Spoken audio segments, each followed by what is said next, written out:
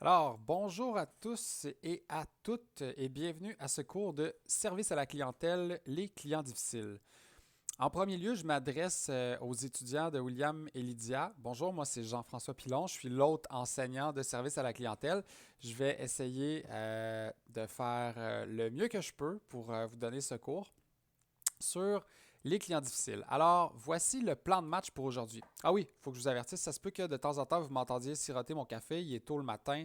J'en ai besoin hein, pour mes étudiants. Vous savez que j'en ai toujours un dans les mains et ça ne changera pas. Alors, santé.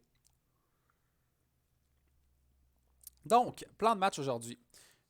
Gérer les plaintes, les réclamations, les clients difficiles.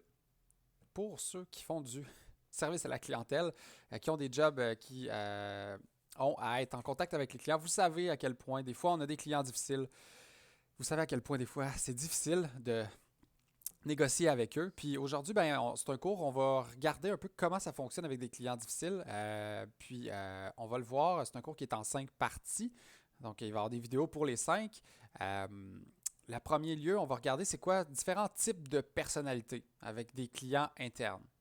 Ensuite de ça, plainte, réclamation et type de justice. Donc, c'est quoi la différence entre une plainte, une réclamation? 3 types de justice. Le système de gestion des plaintes. Hein. Dans les organisations, il y a des systèmes quand quelqu'un se plaint, quand un client se plaint. Normalement, il y a un système pour traiter cette plainte-là. Les types de comportements des clients insatisfaits. Oh, il y en a plusieurs.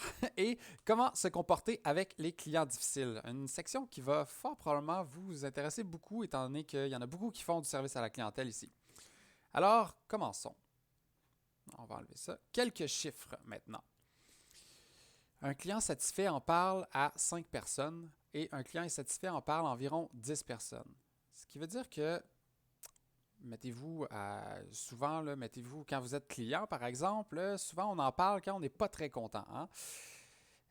Puis c'est un problème pour une entreprise. Quand vous allez gérer une entreprise, si vous avez à le faire, si vous avez trop de clients insatisfaits, vous risquez d'avoir des gros problèmes. Hein? Éventuellement, que votre entreprise ferme parce qu'elle va perdre des clients. Donc, il faut absolument que les clients soient satisfaits. Sur 100 clients insatisfaits, il y en a 4 qui en parlent à l'entreprise, puis il y en a 96 qui quittent sans rien dire. Oh! Mais le problème, c'est que ces gens-là vont en parler à leurs amis qui ne viendront pas acheter dans votre entreprise, organisation. 95% des clients insatisfaits dont le problème a été réglé restent avec l'entreprise et en parlent à 5 personnes. Ce qui veut dire, en gros, que si quelqu'un n'est pas content du service que vous donnez dans une entreprise et vous réglez le problème, vous allez en faire un client encore plus satisfait, un client loyal souvent. Donc, ça vaut la peine de régler les problématiques avec des clients mécontents. Et, statistique choc, il faut 6 fois plus de budget et 5 fois plus de temps pour gagner un nouveau client que d'entretenir un client actuel. Ce que ça veut dire, c'est que pour aller chercher de nouveaux clients, il faut faire du marketing, il faut faire énormément d'efforts, il faut dépenser beaucoup. Alors qu'un client qu'on a actuellement, on a besoin de moins dépenser. Il faut le garder. Excusez-moi. Il faut le garder parce que ça coûte beaucoup moins cher de garder des clients qu'on a. Hein. Des clients fidèles et des clients loyaux, c'est des clients qui sont payants. Fidélisation. Hein. C'est quoi la morale de l'histoire? C'est viser la satisfaction du client en vue de le fidéliser. On veut le fidéliser, ça veut dire quoi? Hein? Ça veut dire qu'il revienne chez vous, qu'il soit fidèle, hein, comme un chien hein, qui est fidèle à vous. Hein. Si vous avez un chien, vous savez, il est toujours là pour vous, etc. Hein? Il vous suit tout le temps. Un client fidèle, c'est un client qui revient et qui dépense chez nous et qui dépense souvent beaucoup. Donc, il faut identifier les clients insatisfaits avant qu'ils quittent l'entreprise puis qu'ils manifestent leur insatisfaction à leur entourage. Rappelez-vous, ils vont en parler à beaucoup de gens, ce qui est un problème pour vous.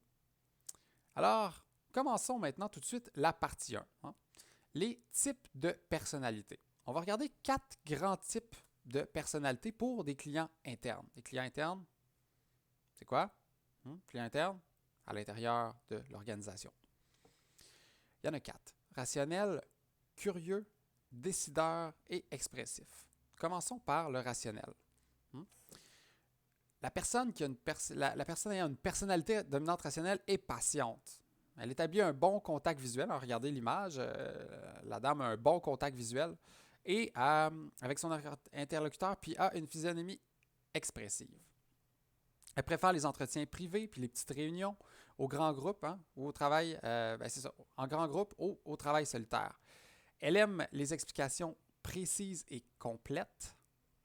Et pour elle, une réponse comme c'est pas la politique de l'entreprise est une phrase qui tue. Donc, caractéristique d'une personne rationnelle. Vous en connaissez sûrement. Hein? Les caractéristiques du curieux maintenant. La personne curieuse, elle, livre peu d'émotions. Elle s'appuie sur des faits pour faire valoir son point de vue.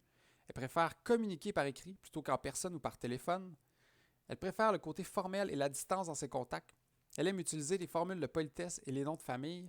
Et ses poignées de main sont brèves et froides. Son sourire a l'air emprunté. Bon, ce qui veut dire une personne, pourrions-nous dire, quelque peu distante dans ses interactions. Peut-être en connaissez-vous quelques-unes, j'imagine. Les caractères du décideur. Oh, regardez ce décideur, hein, avec le menton en l'air. Le décideur, lui, cherche la satisfaction immédiate. Il travaille de façon proactive à la solution. Orienté en solution. Moins orienté personne. Énergétique et cassant dans ses approches. Droit au but. Il projette une image compétitive, pose des questions précises puis donne des réponses courtes. Se plaint plutôt au téléphone ou en personne et il parle plus qu'il n'écoute. Vous connaissez probablement des gens qui ont les caractéristiques du décideur. En passant, souvent les personnes sont un mélange de ces 4 types de personnalités-là. Ils ne sont pas nécessairement uniquement une. Comme vous, hein, vous avez des mélanges. Vous n'êtes pas uniquement un décideur ou un curieux, un expressif ou un rationnel. Des fois, c'est un mélange à un certain pourcentage de chacun. Donc, voici le décideur. Hein, menton haut, l'air un peu parfois imbu de lui-même. Et l'expressif maintenant. La personne expressive saisit toutes les occasions pour entamer la conversation avec les autres. Elle tient des propos enthousiastes et très animés. Elle établit un contact visuel direct et donne une poignée de main chaleureuse. Et son langage corporel est ouvert. Elle sourit souvent, hein, comme notre dame ici qui semble vraiment avoir beaucoup de plaisir. Elle se tient près de ses interlocuteurs, excusez-moi, qu'elle aime toucher. Elle privilégie la parole pour se plaindre et elle prend l'initiative. Si je peux vous dire, peut-être pour mes élèves, vous devez vous rendre compte que moi, je suis pas mal un expressif en général. Je suis un rationnel aussi à certains moments. Peut-être curieux aussi, et un peu décideur à certains moments, mais principalement, je suis un expressif. Et vous? Qu'êtes-vous? Posez-vous la question. Maintenant, regardons les pièges à éviter avec les clients internes. Donc, les clients internes difficiles, c'est les clients dont les personnes, dans le fond, ça peut être vos collègues, vos patrons, dont les exigences sont démesurées et les comportements sont à l'origine d'une dégradation du travail. Il y en a de ces gens-là. C'est pas tout le monde avec qui on travaille dans la vie, avec qui on s'entend bien. Il y a des gens qui ont des caractères peut-être un peu plus difficiles que d'autres. Je suis persuadé que vous en connaissez. Même dans vos travaux d'équipe, par exemple. Donc, 4 pièges à éviter. Cherchez à avoir le dernier mot. C'est satisfaisant sur le coup avoir le dernier mot, mais ça sert absolument à rien. Faire l'autruche, se mettre la tête dans le sable, faire comme si de rien n'était. Ça, c'est pas bon non plus. S'acharner sur celui qui se fait et fuit. Et rabrouer l'autre en termes de violence verbale. Donc, il faut faire attention. La violence verbale ne sert à rien. Aller en conflit avec des clients internes, s'acharner, c'est pas bon non plus. C'est pas comme ça que vous allez arriver à vos fins, même si sur le coup, des fois par l'émotion, on aurait peut-être le goût de faire ça. Moi, je vous dirais, prenez une respiration. Les gens qui sont difficiles ou les clients difficiles dans la vie, on est mieux de tourner sa langue 7 fois avant de parler, croyez-moi. Ça va vous servir et vous allez arriver à vos fins beaucoup plus rapidement. Donc, c'était la fin pour la première partie. On se revoit à la partie 2 qui est par rapport aux plaintes et à la justice. À tout de suite.